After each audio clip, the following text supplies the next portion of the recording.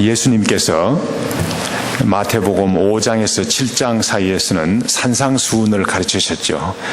그래서 산에서 산상수훈을 가르치시고 내려오시자 많은 무리들이 따랐다고 그랬어요. 따를 뿐만 아니라 많은 사람들이 제자가 되기 원해서 예수님께 다가왔어요. 그런데 예수님께서 그 중에는 제자가 되기 원하는 사람들 가운데는 잘못된 동기로 예수님의 제자가 되기를 원하는 그런 사람들도 있었어요. 그래서 그런 사이, 가령 예를 들면 서기관과 같은 사람은 세상적으로 유능한 사람이었지만은 그러나 예수님께서 잘못된 동기를 발견하셨기 때문에 오히려 그들을 거절하시고 오히려 어부 출신의, 고기 잡는 어부 출신의 안드레, 베드로, 요한, 야고보와 같은 어부 출신의 사람들을 제자로 삼아서 제자로 훈련시킨 것을 볼 수 있습니다. 그래서 무리들을 피해서 배를 타고 건너편으로 가셨죠. 그런데 그 가는 가운데 무서운 바람이 불어가지고 파도가 일고, 그래서 제자들이 어떻게 했습니까? 제자들이 죽는 줄 알고 주여 이렇게 어려운데 주무십니까? 이러니까 우리 주님께서 바다와 그 바다와 바람을 꾸짖었다고 그랬어요. 이 사건은 무엇을 나타냅니까? 우리 주님은, 우리가 기도하고 우리가 늘 생각하는 우리 예수님은 만물의 주인이시기 때문에 바람과 파도도 복종하는 그런 주님이시다, 하나님의 아들이시다 하는 사실을 제자들에게 직접 경험하게 하셨어요. 그런데 그 배가 이제 건너편으로 도착했어요. 그래서 오늘 본문 말씀 28절 말씀에 보니까 예수께서 건너편 가다라 지방에 가셨다고 되어 있습니다. 누가복음과 마가복음에도 같은 기사가 기록되어 있는데 거기에는 그라사 지방이라고 되어 있어요. 어떤 사람들은 가다라 지방, 그 혼동을 일으키는데 그거 다 같은 말이에요. 가다라 지방이라는 말은 우리가 어디 삽니까? 예를 들면 우리가 어디 삽니까? 남가주에 살죠. 우리가 또 어디 삽니까? 글렌데일에 살죠. 그러니까 이렇게도 말할 수 있고 저렇게도 말할 수 있는 거예요. 그 성경이 틀려서 그런 거 아니에요. 배가 가다라 지방에 갔다고 그랬어요. 그런데 이 가다라 지방에서 오늘 본문 28절 말씀에 보니까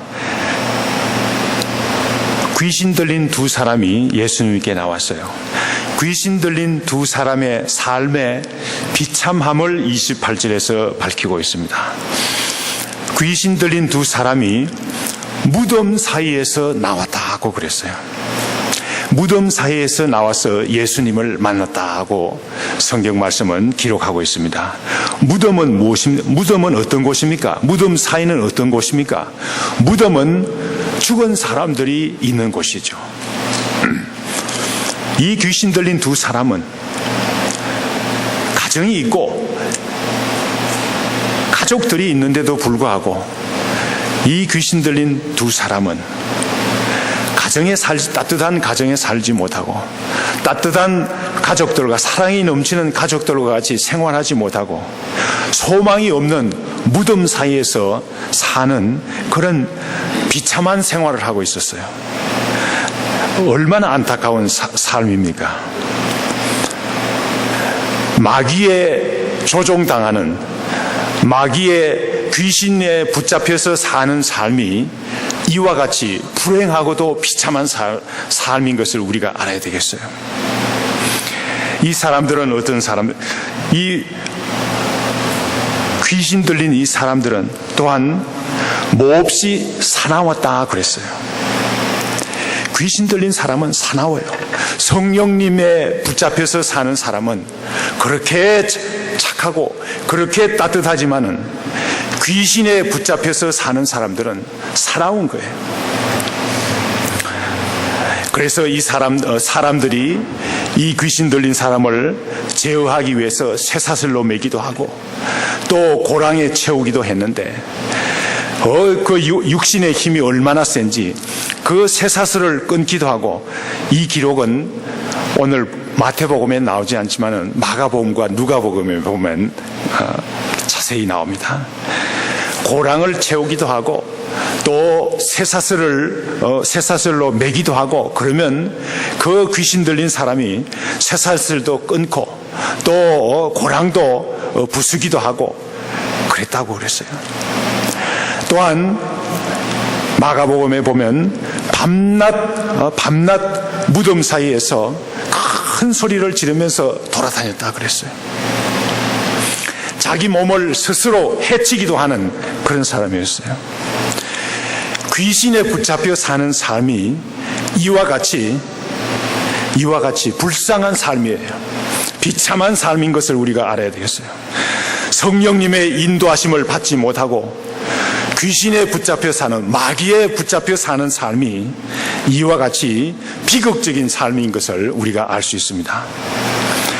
비록 우리의 삶이, 우리 이웃에 살고 있는 우리 예수 믿지 않는 사람들이 비록 이런 극적인 삶을 살지는 않고 있지만, 이 세상의 삶이라는 것은 마귀에 붙잡혀 사는 삶이에요.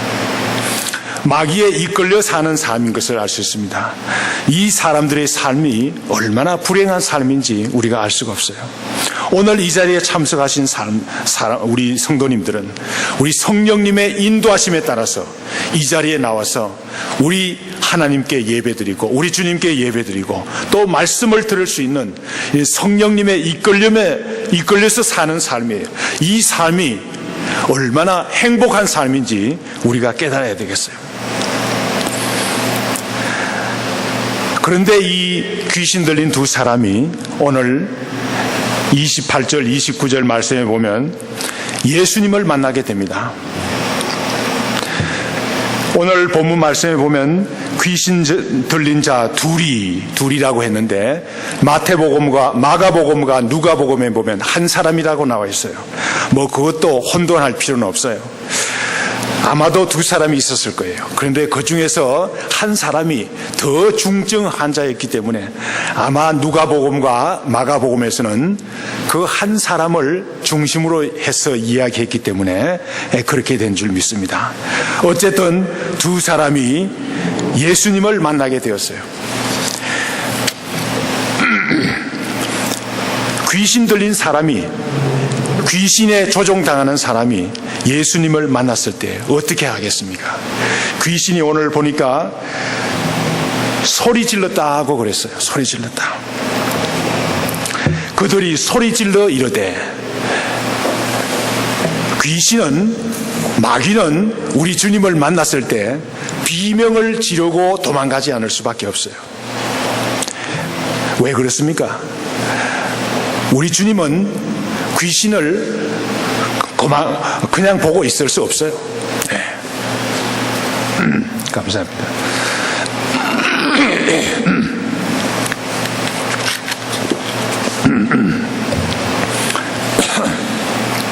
그래서 예수님께서 귀신에게 물었어요. 너는 뭐라고 하느냐? 이 말씀도 사실은 마가복음과 누가복음에는 자세히 나와 있어요.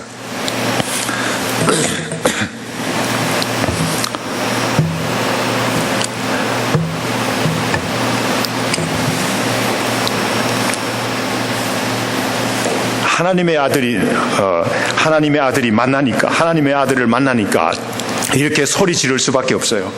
그래서 그 귀신이 뭐라고 말합니까? 귀신이 하나님의 아들이여, 오늘 29절 말씀해 보니까 하나님의 아들이여, 우리가 당신과 무슨 상관이 있나이까?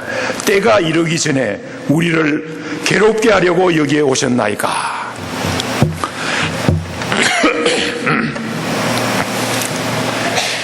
마귀가 말이죠, 하나님의 아들이라고 예수님을 부르는 거예요. 성경을 자세히 공부하지 않는 것 같으면, 그 귀신도 마귀도 예수님을 하나님의 아들이라고 그러네. 야, 그거 대단하다. 이렇게 생각하는 사람들이 있는데, 귀신이나 마귀는 말이죠, 늘 속임수를 쓰는 거예요. 귀신들이 마귀가 하나님의 아들이라고 그럴 때 우리 하나님의 아들들이 고백하는 그런 고백이 아니에요. 마귀는 늘 속임수를 쓰는 거예요. 늘 속임수를 쓰는데 우리가 속지 말아야 되겠어요. 귀신이 예수님을 보고 하나님의 아들이여 이렇게 고백을 하지만은 이 고백에는 진실한 고백이 아니에요. 야고보서 2장 19절 말씀에도 보면 내가 하나님이 한 분인 줄 믿느냐, 잘하는도다 귀신들도 믿고 떠느니라 하고 그랬어요. 귀신들도 예수님이 하나님의 아들이라는 사실을 알고 있어요. 그러나 이 귀신들은 예수님이 하나님의 아들이신 줄 알지만은 하나님의 아들인 걸 그것까지만 알지 하나님의 아들로서 순종하지 못하는 거예요. 우리는 어떻습니까? 하나님의 아들로 고백하는 뿐만 아니라 하나님의 아들로 우리가 또한 순종하는 그런 믿음을 가져야 되겠어요. 오늘 본문 말씀에서 나오는 귀신은 말이죠, 예수님에게 하나님의 아들이라고 말을 하지만은 그러나 예수님께 순종할 마음의 자세는 없어요. 그러므로 속임수예요. 순종하지 않는 믿음은 소용이 없는 믿음인 것을 우리가 알아야 되겠어요. 오늘 또한 본문 말씀에 보면 우리가 당신과 무슨 상관이 있나이까 이렇게 말을 하는데, 그 마귀는 말이죠, 이 귀신은 말이죠, 우리와 예수님과의 관계에 아무런 상관이 없는 그냥 제3자 같이 들리죠. 그 맞는 말 같이 들리죠. 그게 사실 맞는 말이 아니에요. 왜 그렇습니까? 우리 예수님께서 이 땅에 오신 목적이 무엇입니까? 이 땅에 오신 목적이 귀신들을 쫓아내시기 위해서 왔어요. 왜 그렇습니까? 이 마귀나 귀신들이 우리의 삶을 하나님과 단절시켰어요. 원래 우리는 어떤 존재입니까? 하나님께 지으심을 받아서 에덴 동산에서 가장 행복하게 살고 있는 귀한 존재였어요. 그런데 마귀의 유혹에 넘어가서 하나님과 단절된 삶을 살고 있었어요. 마귀에 조종되는 삶을 살고 있었어요. 그래서 우리 주님께서 이 땅에 오셨어요. 우리를 위해서 이 땅에 오셨어요. 우리가 당신과 무슨 상관이 있겠나이까? 이것은 맞는 말 같지만은 완전히 틀린 말이에요. 예수님께서 마귀를 대적하기 위해서, 귀신을 대적하기 위해서 이 땅에 오셨죠. 우리가 귀신에게 그 속임수에 넘어가서는 안 되겠어요. 아담과 헤아가 그 마귀에게 속아 넘어갔어요. 속임수에 속아 넘어갔어요. 우리 주님이 이 땅에 오신 목적은 우리로 하여금 하나님과 우리와 화합하도록, 하나가 되도록, 마귀는 그 사이에서 우리를 하나님과 분리시키려는 속임수를 쓰고 있는 거예요. 또한 본문 말씀에 보면 때가 이르기 전에 우리를 괴롭게 하려고 이렇게 오셨나이까 이렇게 말을 해요. 이 말씀도 속임수예요. 우리 주님은 귀신을 말이죠, 마귀를 어떻게 합니까? 영원히 불못에다가 걸어 잠글 그런 분이에요. 요한계시록 20장 10절 말씀에 보면 예수님께서 오셔서 마귀를 영원히 심판한다고 그랬어요. 그래서 불과 유황못에 던져서 잠가버린다고 그랬어요. 우리 주님은 그 마귀를 말이죠, 그냥 괴롭게 하고 그냥 도망가게 놔두고 그렇게 하실 분이 아니에요. 예수님은 마귀를 심판하실 분이라는 사실을 우리가 분명히 알아야 돼요. 그러므로 우리는 성령님에 붙잡혀서 사는 우리는 마귀를 두려워할 필요가 없어요. 이 세상에 물결과 파도가 우리를 어렵게 하더라도 우리는 두려워할 필요가 없는 거예요. 왜 그렇습니까? 주인이 되시는 우리 주님께서, 우리 주님과 우리가 같이 하기 때문에 우리가 두려워할 필요 없어요. 마귀를 두려워할 필요가 없어요. 이쯤 되니까 귀신이 쫓겨날 걸 알았어요. 쫓겨날 걸 알고 예수님께서 귀신을 쫓아내실 것을 알았어요. 그래서 예수님께서 너 이름이 무엇이냐 이렇게 물어보니까 이 귀신이 내 이름은 군대니 우리가 수가 많기 때문에 그렇다 하고 이렇게 이름을 군대라 하고 이렇게 밝히고 있어요. 이 두 사람의 귀신 들린 사람에게 들어가 있는 이 귀신들은 군대 귀신이에요. 군대 귀신. 뭐 한두 귀신이 아니라 여러 귀신이 들어가 있어요. 이 군대라는 말을 잘 살펴보면 레지온이라는 그런 말인데, 이 레지온, 리전, 영어로는 리전인데 이 말씀을 보면 사실은 그 당시에 로마 군대의 하나의 군대 단위에 해당합니다. 오늘날의 군대 직접으로 말하자면 한 여단에 해당하기 때문에 수천 명의 그 군인들이 있는 그런 군대의 단위예요. 그래서 이 군대 귀신은 숫자가 말이죠, 수천이나 되는 그런 많은 수를 가진 귀신의 집합체예요. 얼마나 악한 귀신이면 이렇게 많은 숫자를 가졌겠습니까? 이때 멀리서 말이죠, 그 돼지떼가 이렇게 가까이 오고 있었어요. 이 돼지떼는 그 마가복음에 보면 돼지떼의 숫자를 밝히고 있어요. 2,000마리나 되었다고 그랬어요. 유대인들은 돼지고기를 먹지 않지만은 이방인들은 돼지를 길러가지고 팔기도 하고 2,000마리나 이렇게 떼가 있는 것을 볼 때 이것은 무엇을 말합니까? 많은 재산을 의미하는 거예요. 재산. 그 대단한 재산을 의미하죠. 멀리서 보니까 돼지떼가 오는데 2,000마리나 되는 돼지떼가 오는데 귀신이 말하기를 우리를 쫓아내시려거든 저 돼지떼에 들어가게 해달라고 하나님 우리 주님께 간구를 했어요. 그랬더니 예수님께서 놀랍게도 이 귀신들로 하여금 돼지떼에 들어가도록 허락을 했어요. 그래서 돼지떼에 이 귀신들이 들어가니까 그 수많은 돼지떼들이 말이죠, 비탈길로 막 돌지는 귀신이 들렸으니까 얼마나 미친 척이나 하겠습니까? 귀신이 들려가지고 돼지떼가 그 비탈길을 질주해서 내려갔다고 그랬어요. 그래서 물속으로 들어가서 다 그 돼지떼가 몰살을 했어요. 돼지떼가 죽었으니까 그 금전적인 손실이 얼마나 큽니까? 왜 예수님께서 이렇게 많은 금전적인 재산의 피해를 내면서까지 이 두 불쌍한 이 두 귀신 들린 사람을 고쳐주시는지요? 우리에게 주는 교훈이 어떤 교훈인지 우리가 생각해 봐야 될 것 같아요. 우리는 말이죠, 때로는 너무 비용을 많이 생각을 해요. 너무 돈이 많이 들어간다. 그 한 사람을 구원하기 위해서 너무 돈을 많이 쓴다. 그런데 우리 주님께서는 우리에게 하는 말씀이 무슨 말씀입니까? 한 영혼을 구하기 위해서 비용은 생각하시지 않는 거예요. 하나님께서는 많은 돈을 썼으라도 많은 시간을 투자했으라도 한 사람의 영혼을 구원하는 것 같으면 우리 주님께서 기뻐하시는 거예요. 우리 주님은 그 귀신들이 말이죠, 그 돼지떼, 그 수많은 돼지떼 얼마나 큰 재산입니까?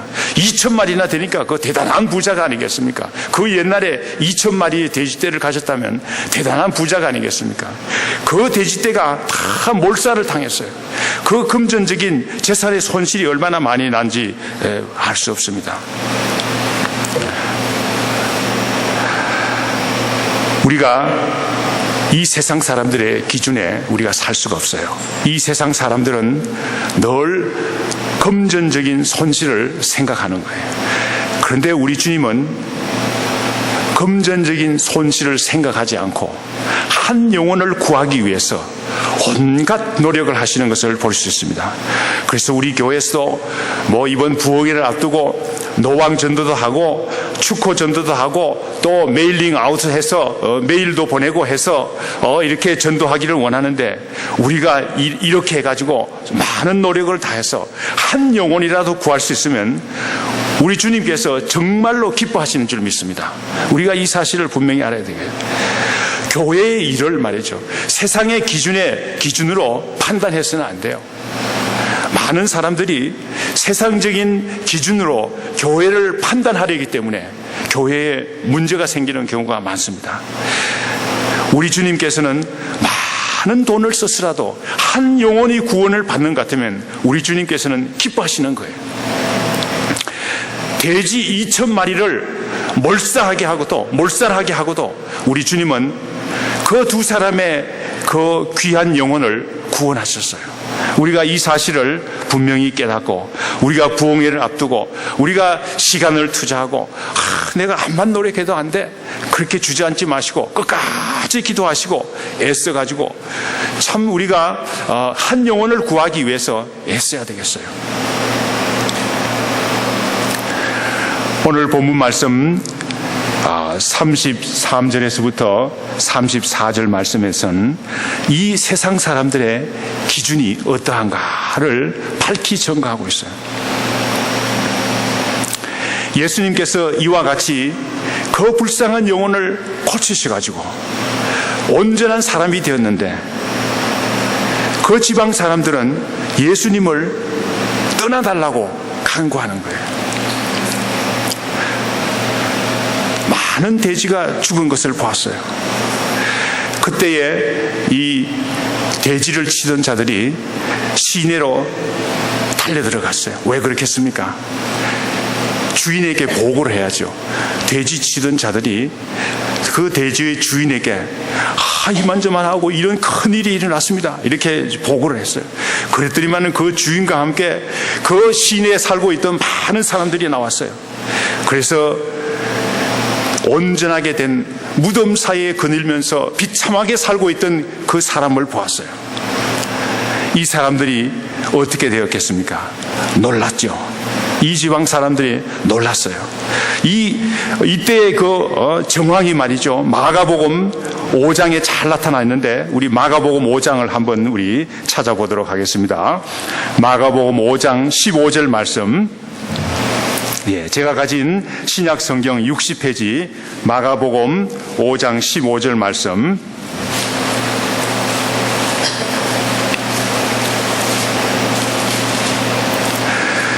우리 다 같이 한번 마가복음 5장 15절 말씀 우리 다 같이 한번 읽어보겠습니다. 예수께 이르러 그 귀신이 들렸던 자, 곧 군대에 귀신 집혔던 자가 옷을 입고 정신이 온전하여 하는 것을 보고 두려워하더라. 이 지방 사람들이, 많은 사람들이 왔어요. 그래서 그 귀신 들렸던 자가 온전함을 입은 것을 보고 놀라서 두려워했다 그랬어요. 그와 동시에 이 사람들은 16절 말씀에 보면 귀신 들렸던 자가 당한 것과 돼지의 일을 본 자들이 그들에게 알리며 그 돼지가 어떻게 되었다는 사실을 고했어요. 그러자 17절 말씀에 보면 그 지방의 사람들이 예수님을 떠나시기를 간구하는 거예요. 세상 사람들은 온전하게 된 사람을 보고 놀라웠어요. 놀랍게 생각했어요. 그렇지만은 죽은 돼지를 또한 생각했어요. 대단히 많은 재물의 손실을 생각했어요. 결론은 예수님을 떠나게 하시는 거예요. 예수님을 더 이상 받아들일 수가 없는 거예요. 세상 사람들의 기준입니다. 우리는 어떻게 해야 되겠습니까?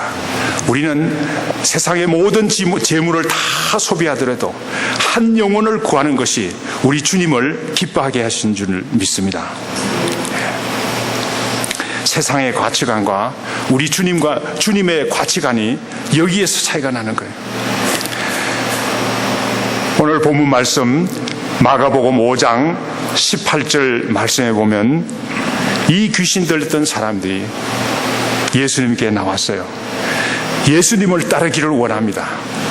그러나 예수님께서 이 귀신 들렸던 사람에게 다른 큰 사명을 주시는 것을 볼 수 있습니다. 우리 5장 19절 말씀, 마가복음 5장 19절 말씀 우리 다 같이 한번 읽어보겠습니다. 허락하지 아니하시고 그에게 이르시되 집으로 돌아가 주께서 내가 어떻게 큰 일을 행하사 너를 불쌍히 여기신 것을 내 가족에게 알리라 하시니. 그렇습니다. 이 귀신 들렸던 사람에게 우리 주님께서 주신 사명이 있었어요. 그 사명은 무엇입니까? 우리 주님께서 자기를 귀신 들렸던 사람을 얼마나 사랑했던 불쌍히 여겼다는 사실을 그 가족들에게 알리라고 그랬어요. 우리 주님께서 때로는 어떤 사람들에게 멀리 선교사로 보내실 수도 있어요. 그렇지만 또한 우리 주님께서 우리에게 우리의 가까운 가족들에게 보낼 수도 있어요. 우리는 오늘 우리 주위에 있는 우리 이웃들에게 보내심을 받은 줄 믿습니다. 우리가 이번 부흥회를 맞이해서 우리 주님께서 주신 사명, 이 귀신 들렸던 사람에게 주신 이 사명을 우리가 감당해야 되겠어요. 우리가 우리 주위에 있는 사람, 우리 이웃들, 우리 가족들, 먼저 우리가 구원할 수 있는 우리 주님께서 주신 사명을 우리가 잘 감당할 때 이 사람은 그 사명을 잘 감당했을 줄 믿습니다. 그랬더니만은 이 사람이 그 후에 어떻게 되었습니까? 마가복음 5장 20절 말씀에 보면 더 나아가서 온 데가볼리를 다니면서 주님께서 얼마나 놀라우신 분이라는 사실을 증거한 것을 볼 수 있어요. 우리가 먼저 우리 주위부터, 우리 글렌데일부터, 우리 교회 주위로부터 먼저 우리가 복음을 전하는, 예수 그리스도를 소개하는, 예수 그리스도께서 나를 위해서 얼마나 나를 사랑해서 십자가에 죽으신가. 우리 주님은 나를 위해서 십자가에서 죽으셨어요. 우리가 이것을 생각하는 것 같으면 우리 주님께서 얼마나 나를 사랑했는지 우리가 알 수 있습니다. 우리가 이 사랑을 우리 이웃들에게 전파할 수 있어야 되겠어요. 다 같이 기도하겠습니다.